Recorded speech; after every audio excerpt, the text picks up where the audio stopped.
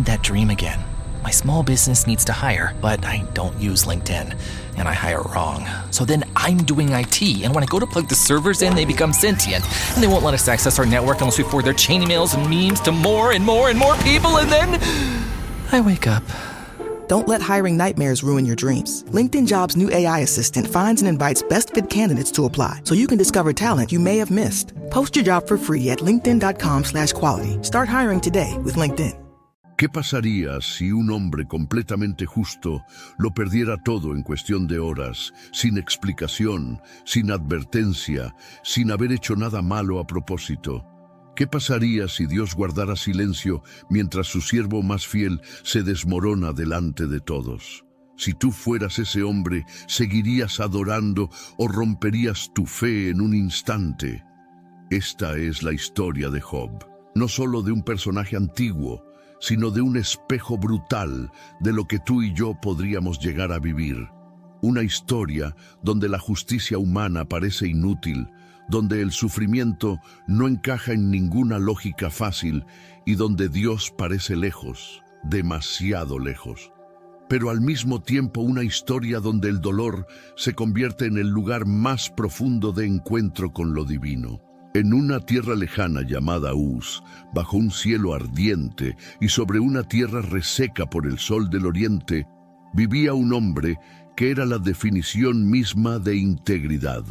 Su nombre era Job. Si hubieras preguntado por él en cualquier mercado, en cualquier caravana, en cualquier tienda del desierto, todos hubieran respondido lo mismo. No hay otro hombre como Job, recto, intachable, temeroso de Dios, apartado del mal. Su reputación no era producto de rumores vacíos, era una realidad visible. Job no tenía una fe de apariencia, de discursos, de frases bonitas en público y vida secreta en lo oculto. Y además de íntegro, era próspero, extremadamente próspero. Tenía 7 hijos y 3 hijas. Una familia numerosa que en aquellos tiempos era señal evidente de favor divino. Sus posesiones eran un espectáculo de abundancia.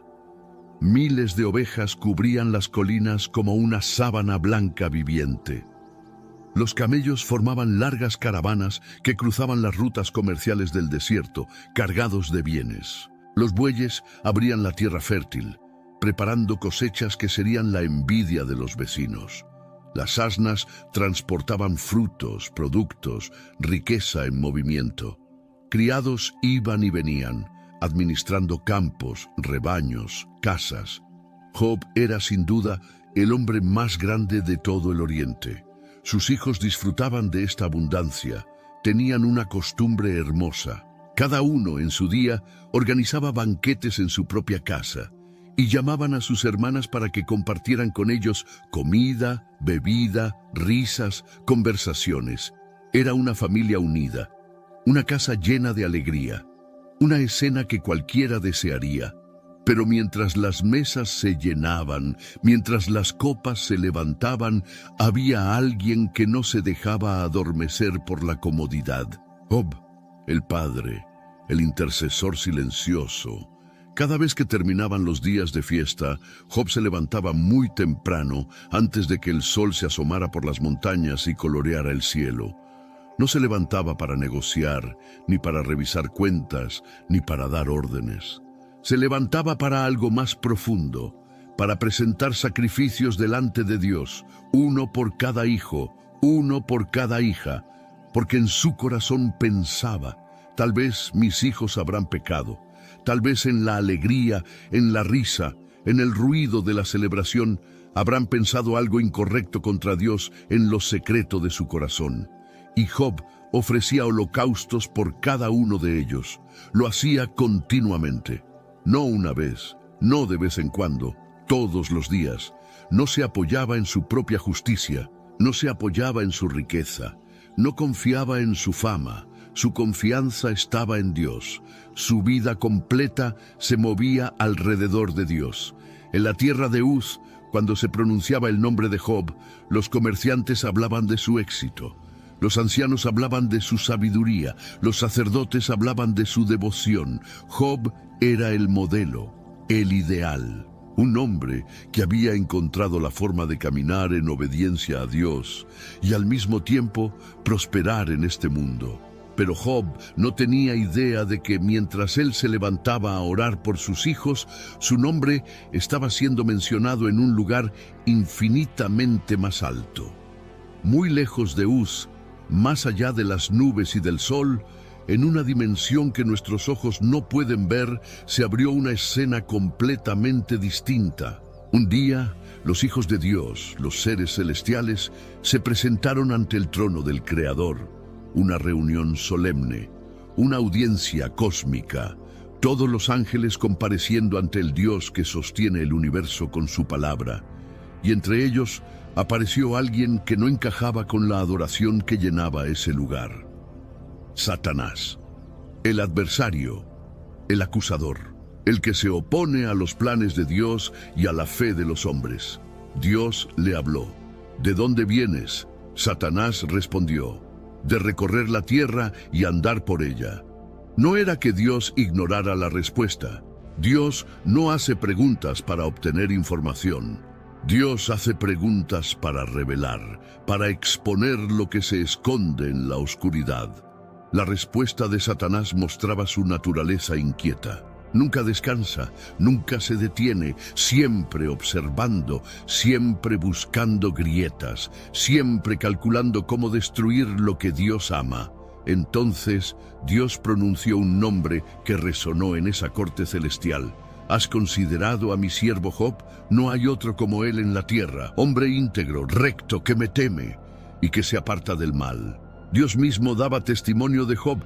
No era un elogio humano, era la evaluación de aquel que ve lo más profundo del corazón. Era como si Dios dijera delante de todo el cielo: miren a Job. Así se ve un ser humano cuando vive en reverencia, cuando decide caminar recto. Pero el acusador no se quedó en silencio, nunca lo hace. Él vive para cuestionar las intenciones del corazón humano. ¿Acaso Job te teme por nada? ¿Es que su devoción es gratuita? Satanás lanzó una acusación que va directo al centro de nuestra naturaleza. Tú lo has protegido, has levantado un cerco alrededor de él, de su casa, de todo lo que tiene. Has bendecido el trabajo de sus manos. Todo lo que toca prospera, por eso te sirve. En otras palabras, Job no te ama por quien eres. Job te ama porque le conviene. Te obedece porque le sale rentable. Su fe es un negocio.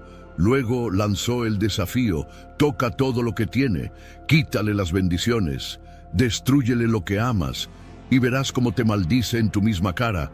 Era más que un ataque contra Job, era una acusación contra toda la humanidad. ¿Existe realmente el amor desinteresado hacia Dios? ¿Puede alguien seguir adorando cuando las cosas se destruyen? ¿Puede una persona amar a Dios por quien es y no por lo que da? Y Dios respondió con algo que nos incomoda profundamente.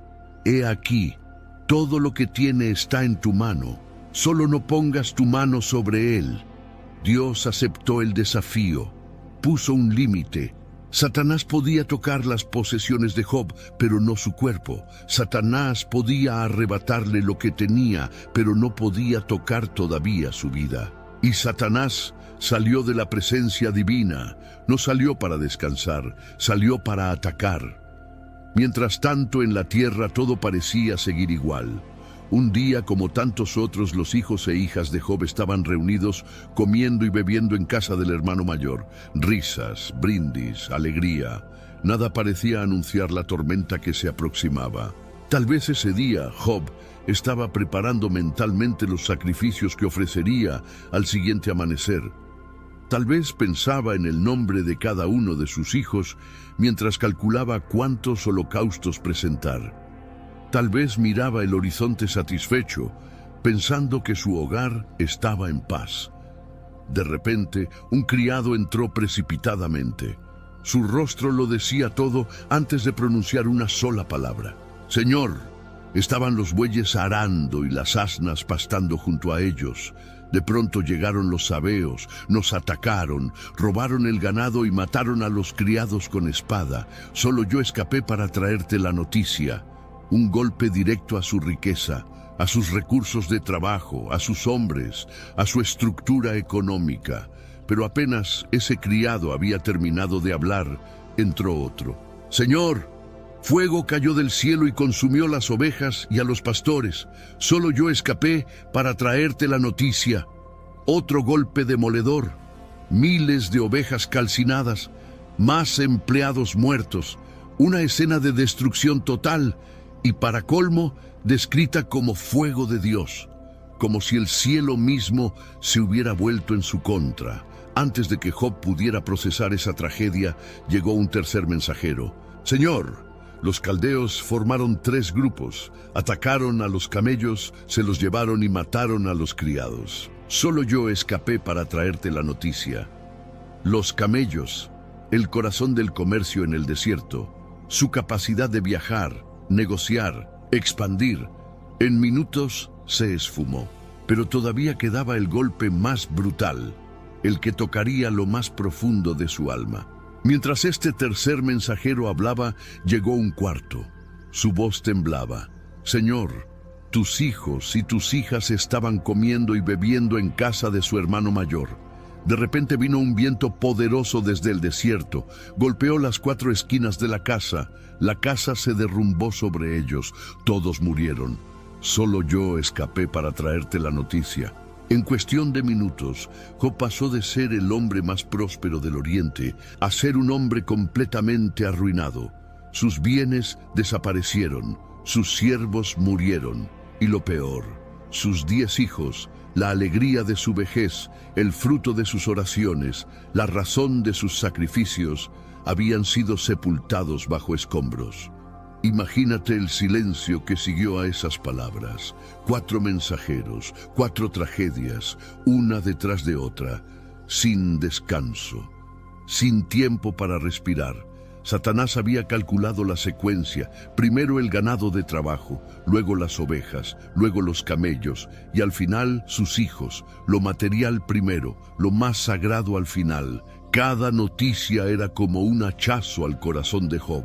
Entonces Job reaccionó, no con indiferencia, no con frialdad. Se levantó, rasgó su manto, se rapó la cabeza. Gestos de duelo profundo, de dolor auténtico, nada de máscaras espirituales, y luego hizo algo que dejó sin palabras al cielo y al infierno. Se postró en tierra y adoró. No entendía nada, no tenía respuestas, no sabía que había ocurrido una conversación en el cielo, pero sabía una cosa, sabía quién era Dios. De sus labios salieron palabras que atraviesan los siglos. Desnudo salí del vientre de mi madre. Desnudo volveré. Dios dio, Dios quitó. Bendito sea el nombre de Dios. No dijo, Dios se equivocó. No dijo, Dios es injusto. No dijo, esto no me lo merezco. Reconoció una verdad que nos cuesta aceptar. Nada de lo que tenemos es realmente nuestro. Todo es prestado, todo es don. Y el dador tiene derecho a dar y a retirar. En todo esto Job no pecó. No acusó a Dios de maldad. No atribuyó a Dios un propósito torcido. Sus lágrimas no se convirtieron en blasfemia. Su dolor no se volvió rebeldía. Pero la historia no terminó ahí. El acusador no se rinde con facilidad. Otra vez, en el cielo, los seres celestiales se presentaron ante Dios. Y otra vez, Satanás apareció entre ellos. Dios le hizo la misma pregunta. ¿De dónde vienes? Satanás respondió igual, de rodear la tierra y andar por ella. Entonces Dios volvió a mencionar el nombre de su siervo. ¿Has considerado a mi siervo Job? No hay otro como él en la tierra, íntegro, recto, temeroso de Dios, apartado del mal. Y todavía conserva su integridad, aunque tú me incitaste contra él para destruirlo sin razón. Dios celebraba la fidelidad de Job. A pesar de la pérdida, a pesar del horror, Job seguía creyendo, pero Satanás lanzó una acusación más profunda. Piel por piel, todo lo que el hombre tiene lo dará por salvar su propia vida. Toca ahora su hueso y su carne, y verás cómo te maldice. Su argumento era cínico. Según él, Job Había soportado la pérdida de sus bienes y sus hijos porque su cuerpo estaba intacto, porque todavía respiraba, porque su salud no había sido afectada. Pero si el dolor entraba en su carne, si su cuerpo se convertía en una cárcel de agonía, entonces su fe se derrumbaría. Dios respondió: «He aquí, Job está en tu mano. Solo guarda su vida». De nuevo, un límite. Satanás podía atacar la salud de Job, pero no podía quitarle la vida. Podía tocar su piel, su carne, su fuerza, pero no podía apagar su existencia. Entonces Satanás salió. Y esta vez su ataque fue directo al cuerpo. Job fue herido con una enfermedad terrible, una especie de llaga, de úlcera maligna que cubrió su cuerpo desde la planta de los pies hasta la coronilla de la cabeza. Su piel se llenó de heridas abiertas, el ardor, la picazón, el dolor, la inflamación, todo se mezclaba en una experiencia constante de tortura. Su rostro se desfiguró. Su aliento se volvió desagradable, su cuerpo se debilitó, su aspecto cambió tanto que apenas podía reconocerse. Job terminó sentado en un basurero, en medio de cenizas, usando un pedazo de teja rota para rascar sus llagas. El hombre que había sido respetado por todos ahora parecía un despojo humano, abandonado en el lugar donde se lanzaba la basura. Lo que la espada de los enemigos no había destruido, lo estaba haciendo ahora una enfermedad implacable. Lo que el viento del desierto había derribado en una casa, ahora el dolor físico lo estaba derribando en su interior. En ese momento, alguien muy cercano a él habló. No un enemigo, no un extraño, su esposa. Ella también había perdido a sus hijos. También había visto derrumbarse la casa, también había visto desaparecer la riqueza, y ahora veía a su esposo convertido en sombra de lo que había sido. Su dolor se convirtió en desesperación. Sus palabras salieron cargadas de amargura. ¿Todavía sigues aferrado a tu integridad? Maldice a Dios y muérete. En su lógica, lo mejor sería que Job acabara con todo, que provocara la ira de Dios con una blasfemia final, que Dios lo matara y terminara el sufrimiento de una vez. No era un consejo frío, era el grito de alguien que ya no soportaba ver más dolor. Job respondió, lo hizo sin crueldad, pero con firmeza. Hablas como hablaría cualquier mujer necia. ¿Aceptaremos de Dios solo lo bueno y no lo difícil? Job entendía algo que a nosotros nos cuesta. No podemos tratar a Dios como un proveedor automático de bendiciones que pierde su derecho sobre nuestra adoración cuando las cosas salen mal. Si lo adoramos en los días buenos, debemos reconocerlo también en los días malos. Y otra vez el texto declara, en todo esto Job no pecó con sus labios. Sin embargo, Job era humano. Su resistencia no era infinita. La combinación de duelo, pérdida, enfermedad, soledad y silencio de Dios comenzó a penetrar en capas más profundas de su alma. 3 amigos suyos escucharon de su desgracia. Eran hombres respetados. No eran tontos, no eran extraños, eran sus cercanos. Elifaz, Bildad y Zofar. Los 3 acordaron reunirse y viajar juntos para ir a visitarlo. Su intención era llorar con él, consolarlo, acompañarlo. Cuando llegaron a la ciudad y lo vieron a lo lejos, no lo reconocieron. El hombre fuerte que recordaban ya no estaba. En su lugar, vieron una figura encorvada cubierta de llagas, sentada en la ceniza. La sorpresa se convirtió en llanto, rasgaron sus mantos, se lanzaron polvo sobre la cabeza, se sentaron en el suelo junto a él. Durante 7 días y 7 noches, nadie dijo una palabra. Silencio absoluto, solo el sonido del viento, de la respiración pesada, quizás de algún sollozo. 7 días de presencia, sin discursos. Ese fue el momento más sabio de estos 3 hombres. Pero el dolor acumulado de Job estaba a punto de estallar. Luego de esa semana de silencio, Job abrió la boca. No maldijo a Dios, maldijo el día de su nacimiento. Ojalá se borrara el día en que nací, ojalá la noche en que se dijo, ha nacido un varón, nunca hubiera existido. Quería que el calendario lo olvidara. Quería que su existencia nunca hubiera comenzado. No cuestionaba la existencia de Dios, cuestionaba la suya. ¿Por qué se le da vida al que sufre tanto? ¿Por qué se le permite respirar al que ya no tiene fuerzas? Sus palabras eran poesía, pero una poesía desgarrada. No era un discurso racional, era un lamento. Era el grito de alguien que siente que vivir se ha convertido en castigo. Sus amigos escucharon. Elifaz fue el primero en hablar. Su tono parecía compasivo, pero su lógica era peligrosa. Si te hablamos, tal vez te molestes, pero ¿quién puede quedarse callado? Luego comenzó a aplicar una fórmula, una especie de matemática espiritual simple. Yo he observado lo siguiente. Los inocentes no terminan destruidos. Los rectos no caen hechos pedazos. Los que siembran maldad, eso cosechan. En otras palabras, Job, algo habrás hecho. Nadie sufre así sin razón. Su teología era clara. Si sufres, es porque pecaste. Si estás bien, es porque estás en orden con Dios. Para Elifaz no había espacio para el misterio. Bildad habló después. Fue más directo. Si tus hijos murieron, es porque pecaron. Dios no tuerce la justicia. Zofar, aún más duro, llegó al extremo de decirle que Dios incluso lo estaba castigando menos de lo que merecía. Les faltó poco para decirle en su cara: lo que vives es poca cosa comparado con lo que en realidad deberías estar recibiendo.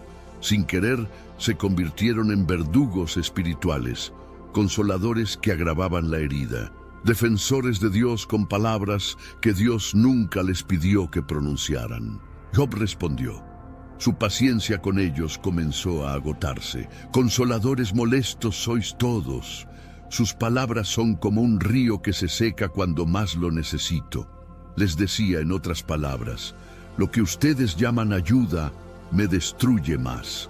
Están más interesados en tener razón que en entenderme. Mientras los discursos iban y venían, algo profundo pasaba en el interior de Job. Al mismo tiempo que discutía con sus amigos, iba dirigiendo cada vez más sus palabras hacia Dios. Ya no le bastaba hablar de Dios, necesitaba hablar con Dios. En un momento, expresó un deseo extraño. Ojalá mis palabras se escribieran. Ojalá quedaran grabadas en un libro. Ojalá fueran talladas en piedra. Sin saberlo, estaba pidiendo exactamente lo que estaba ocurriendo. Dios estaba preservando cada frase para que tú y yo pudiéramos leerla siglos después. Su dolor estaba dejando de ser solo suyo, se estaba convirtiendo en el lenguaje de todos los que sufren sin explicación. Job llegó a pensar que Dios lo veía como enemigo, sentía que las flechas del Todopoderoso se clavaban en su alma, que sus días estaban contados, que su única salida era la muerte. Pero en medio de esa oscuridad salió de su boca una declaración que brilla como una antorcha en un túnel interminable. Yo sé que mi Redentor vive, y al final se levantará, y aunque mi cuerpo se deshaga, yo mismo veré a Dios. No dijo, tal vez. No dijo, tengo una teoría. Dijo, sé. Tenía la certeza de que había alguien a su favor, alguien que lo defendería. Alguien que tendría la última palabra.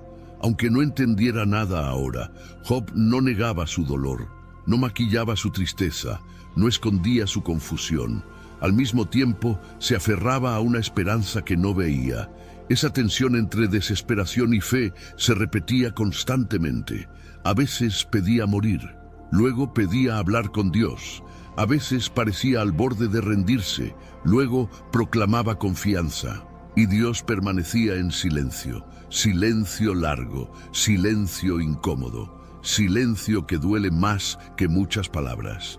Después de muchos capítulos de discusiones, reproches, defensas y acusaciones, apareció un cuarto personaje, Eliú, un joven que había escuchado todo en silencio.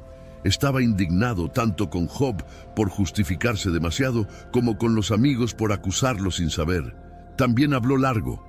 defendió el carácter de Dios, intentó poner orden en la conversación, y cuando las fuerzas humanas, las explicaciones humanas, la lógica humana llegaron a su límite, entonces sucedió lo inesperado. Dios habló, no desde una brisa suave, no desde una voz dulce entre susurros, habló desde un torbellino, desde una tempestad, desde una manifestación de poder que desgarraba el aire. Job había pedido audiencia, la obtuvo, pero no en los términos que esperaba. Una voz tronó desde el torbellino. ¿Quién es este que oscurece mis planes con palabras sin conocimiento? No era que Dios despreciara el dolor de Job, pero le dejaba claro algo. Había hablado mucho de asuntos que no entendía. Dios le dijo, prepárate como hombre, yo te preguntaré, y tú me responderás. Y en lugar de explicar la apuesta con Satanás, en lugar de detallar el porqué de su sufrimiento, Dios hizo algo completamente distinto. Lo llevó a un recorrido por la creación. ¿Dónde estabas cuando yo fundé la tierra? Si sabes tanto, dímelo. ¿Quién marcó sus medidas? ¿Quién tensó la cuerda sobre ella? Dios le habló de los cimientos del mundo como si fuera una construcción precisa, cuidadosamente diseñada. Tumbe le recordó que cuando todo fue creado, las estrellas cantaban y los ángeles celebraban. Why do growing businesses love working in Slack? Let's ask Christy at RE Bikes. Running things in Slack saves me so much time. AI summaries save 97 minutes per week. What say you, Rox from Gosney? Slack helps us build community, it helps us build connection. Your partners, vendors and customers all in one place. Take us on home, Ashley from Caraway. If we didn't have Slack tomorrow, I would explode. Well, let's not let that happen. Visit slack.com/podcast to get 50% off Slack Business Plus. Job no estaba allí. No vio nada de eso. No participó. ¿Quién encerró el mar con puertas cuando se desbordaba? Dios describió el océano como algo que él había limitado, controlado, domado. Le dijo al mar, hasta aquí llegarás, no pasarás más. Aquí se detendrá el orgullo de tus olas. Lo que para los humanos es caos incontenible, para Dios es solo una frontera que Él traza con su palabra. Has mandado tú a la mañana que amanezca. ¿Has ordenado tú a la aurora su lugar? Cada amanecer que Job había visto, Dios lo había programado. Ninguna de esas mañanas había pedido permiso a los hombres para aparecer. Dios continuó con preguntas que humillan cualquier orgullo intelectual. ¿Has visitado los manantiales del mar? ¿Has recorrido las profundidades del abismo? ¿Te han sido mostradas las puertas de la muerte? Job, que se sentía listo para juzgar los caminos de Dios, ni siquiera conocía el mapa completo de la realidad. Dios habló de la luz, de la oscuridad, de la nieve, del granizo, del viento, de la lluvia que cae incluso en lugares donde no habita ningún hombre. Le mostró que su cuidado va más allá de lo visible, que hace llover aún donde nadie lo ve, que nada escapa de su control. Luego cambió de tema y lo llevó a observar animales. No lo llevó a ver mascotas domésticas. Lo llevó a ver criaturas salvajes, difíciles de dominar, llenas de misterio.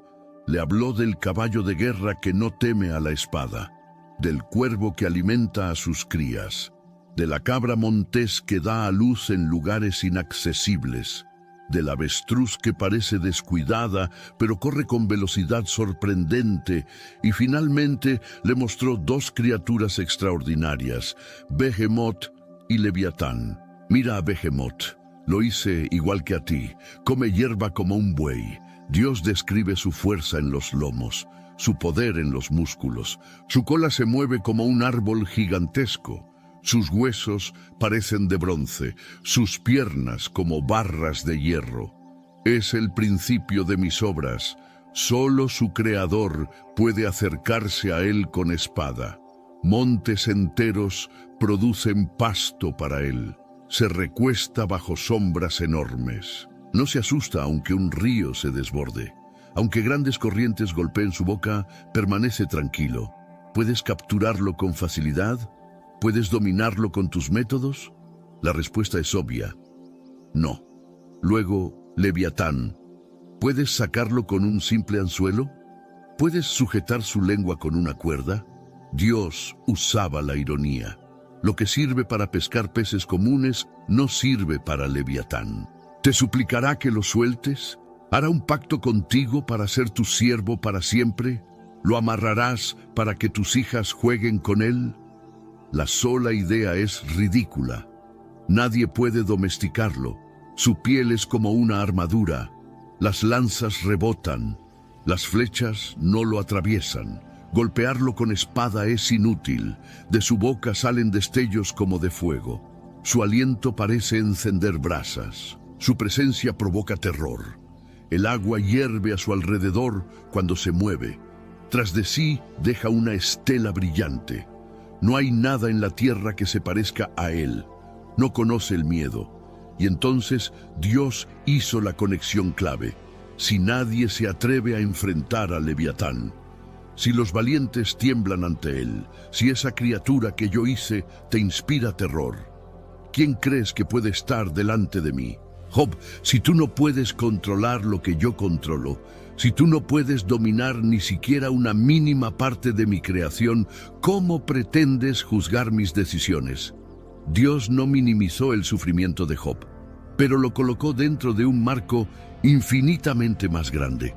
Le mostró que hay dimensiones de la realidad que él jamás había considerado, que su visión era limitada, que su experiencia, por dolorosa que fuera, no era el centro del universo. Después de escuchar todo esto, Job ya no era el mismo. El hombre que antes exigía respuestas ahora se veía pequeño, no humillado por crueldad, sino reducido a su justa medida. Y Job respondió: yo sé que tú todo lo puedes, y que ningún plan tuyo puede ser frustrado. Reconoció la omnipotencia de Dios. Reconoció que sus ojos habían estado demasiado enfocados en su propio dolor, y muy poco en la grandeza de quien lo había creado. Repitió las palabras que había oído de Dios. ¿Quién es el que oscurece el consejo sin entendimiento? Fui yo. Yo hablé de cosas que no entendía, de maravillas demasiado grandes para mí. Job admitió que había opinado sobre asuntos ubicados muy por encima de su capacidad. Había querido analizar el gobierno del universo desde la perspectiva de un hombre sentado en un basurero. Luego dijo algo que define todo su proceso. De oídas te conocía, pero ahora mis ojos te ven. Antes, su fe se basaba en lo que había oído sobre Dios, en lo que le habían enseñado, en lo que había aprendido por tradición. Ahora, había tenido un encuentro directo con el Dios vivo. Su sufrimiento lo había llevado a una profundidad de relación que no habría conocido de otra manera. Por eso añadió: por eso me retracto, me arrepiento, me humillo en polvo y ceniza. No se arrepentía de pecados secretos que hubieran provocado el sufrimiento. Se arrepentía de haber puesto a Dios en el banquillo de los acusados, de haber hablado como si él tuviera el derecho de juzgar los caminos del Creador. Se arrepentía de haber confiado demasiado en su propio entendimiento. Y aquí ocurre algo sorprendente. Dios se dirigió a los amigos de Job, a los mismos que pensaban que lo habían defendido. Les dijo: estoy enojado con ustedes porque no hablaron correctamente de mí, como lo hizo mi siervo Job. ¡Qué ironía! Job, con todas sus preguntas, sus quejas y sus gritos, había sido más verdadero ante Dios que los amigos con sus frases teológicamente correctas. Dios valoró más la honestidad dolorosa de Job que las fórmulas religiosas rígidas de sus amigos.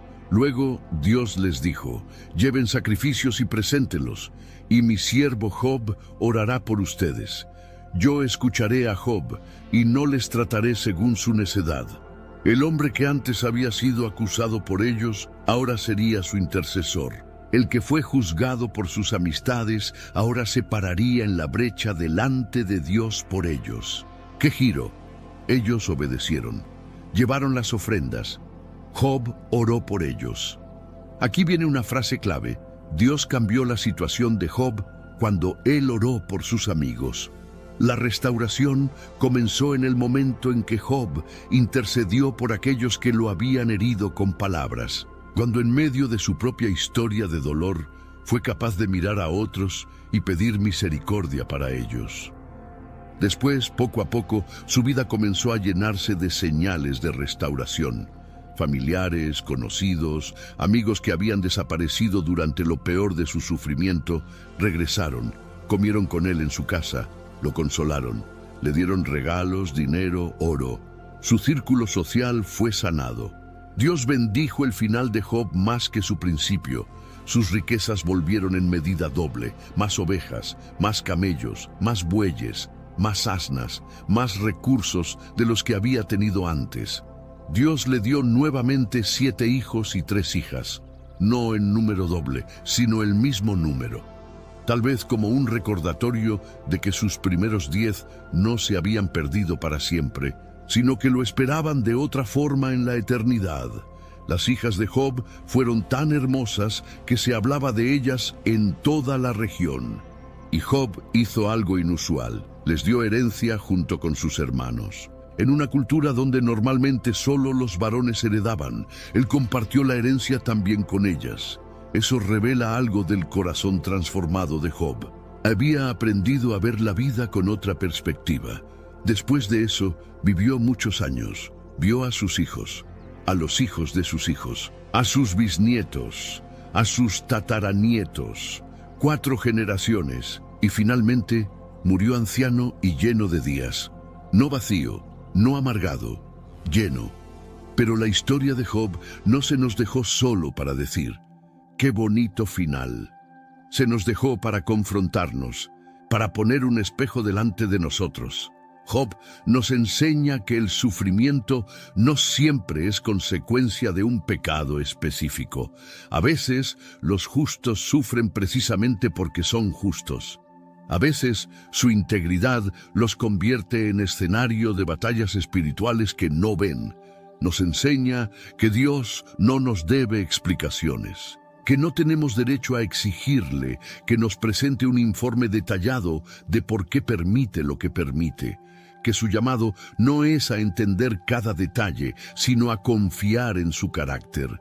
Nos enseña que la fe verdadera no depende de las circunstancias, que es posible decir, Dios dio, Dios quitó, igual bendigo su nombre, que es posible adorar incluso con el corazón roto. Nos enseña que podemos ser completamente honestos con Dios, que podemos llorar, gritar, preguntar, lamentar sin necesidad de disfrazar nuestras emociones con frases religiosas vacías. Dios no se escandaliza de tus preguntas, pero sí de tus máscaras. Nos enseña que la presencia de Dios es más valiosa que cualquier respuesta. Job no recibió una explicación detallada de su sufrimiento. No supo de la conversación en el cielo. Lo que recibió fue a Dios mismo hablando con él. Y eso bastó. Nos enseña que conocer a Dios de oídas no es suficiente, que muchas veces solo en el fuego de la prueba lo conocemos de verdad, que el dolor, aunque no lo entendamos, puede convertirse en un camino hacia una relación más profunda con Él.